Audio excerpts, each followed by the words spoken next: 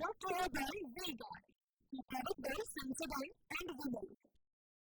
Blue Zebra. એવું યોગ્ય ન લાગ્યું કે મારે ત્યાં ફોટો પાડવો જોઈએ, પરંતુ જે પરિવારનું દુઃખ છે એ જ દુઃખ મને દુઃખ છે.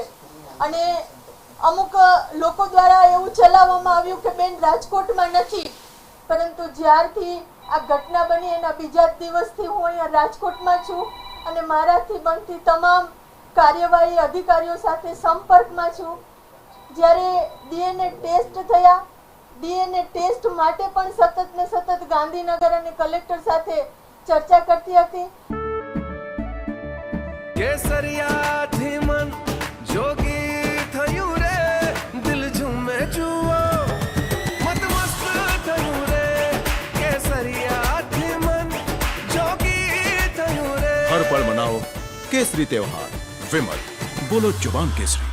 અને જે લોકોના મૃત્યુ થયા હતા એના મૃતદેહ એના પરિવારને મળી જાય એના માટે પણ હું સતત ને સતત ચિંતા કરતી હતી.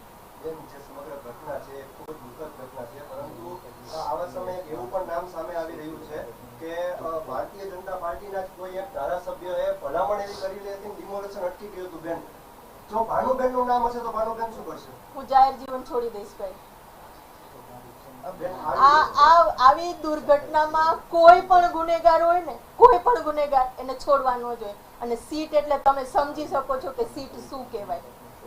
અને મુખ્યમંત્રી શ્રી પણ એ જ દિશામાં કામ કરી રહ્યા છે કે કોઈ પણ ગુનેગાર હોય એને છોડવામાં નહીં આવે. બેન, આપના મકાનની સામે ટાઉન પ્લાનર જે સાગઠિયાનું મકાન આવેલું છે, આનું નામ આવ્યું છે, આરોપીમાં ધરપકડ કરવામાં આવી છે, અને મિલકત હોવાનું નામ સામે આવ્યું છે. આને કઈ રીતે જુઓ છો? સીટે જે કાર્યવાહી કરી છે એ કાર્યવાહીમાં જે પણ દોષિત હોય એ દોષિતને છોડવામાં નહીં આવે.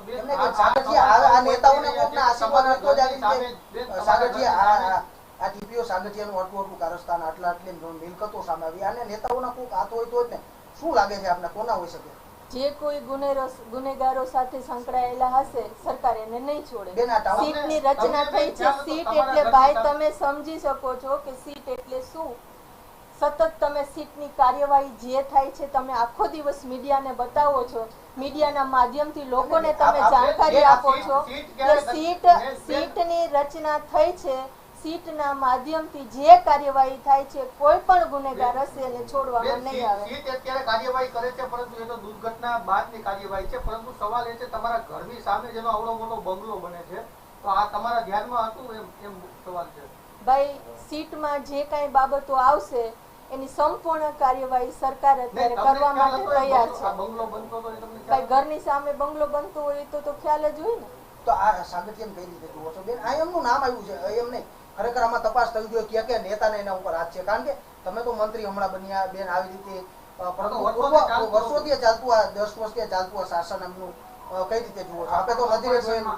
અત્યારે જે દુર્ઘટના બની છે ને ભાઈ, એ દુર્ઘટના પછી સીટની રચના થઈ છે અને જે ગુનેગારો હશે અને ગુનેગારો સાથે જે પણ કોઈ સંકળાયેલા હશે એને છોડવામાં નહીં આવે.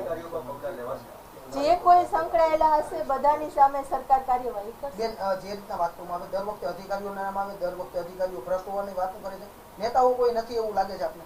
ભાઈ, મેં તમને વાત કરી કે જે કોઈ ગુનેગારો હશે ગુનેગારોને સરકાર અત્યારે છોડવા માંગતી નથી. ભાઈ, આટલી મોટી દુર્ઘટના બની છે, મીડિયા સુધી તમે પોઝિટિવ બધા સમાચારો પહોંચાડો છો. હું તમને બધાને બે હાથ જોડીને વિનંતી કરું છું કે તમે જે પ્રમાણે તમારી કાર્યવાહી કરો છો, લોકોનો તો મીડિયા એટલે એક લોકોનો અવાજ છે અને એ અવાજને તમે લોકો સુધી પહોંચાડો. આપને સવાલ ન થયો કે સાગઠિયા આટલા મોટા રૂપિયા ક્યાંથી આવ્યા? તમારી ઘરની સામે 5-5 કરોડનો બંગલો બને છે, આટલા રૂપિયા એને ક્યાંથી બનાવ્યા? અને કોર્પોરેશનમાં પણ એનો 70-80 હજાર ને વધી લાખ રૂપિયા પગાર છે, તો આટલા 5-5 કરોડનો બંગલો ક્યાંથી બનાવે છે? એ તમને કોઈ સવાલ ન થયો? ભાઈ, મેં વાત કરીને જે કઈ તપાસમાં નીકળશે ને એની કાર્યવાહી થશે.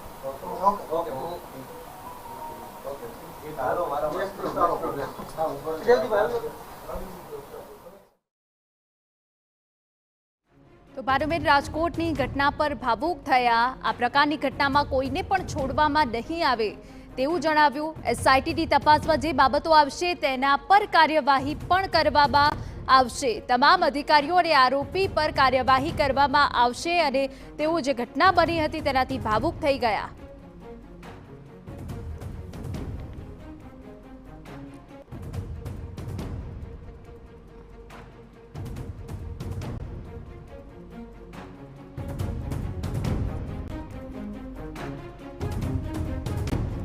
તો એસઆઈટીની તપાસમાં જે બાબતો આવશે તેના પર કાર્યવાહી કરવામાં આવશે. ભાનુબેન બાબરિયા કે જેઓએ આપે સાંભળ્યા કે તમામ અધિકારી અને આરોપીને નહીં છોડવામાં આવે, જે જવાબદાર હશે તેની ઉપર કાર્યવાહી કરવામાં આવશે.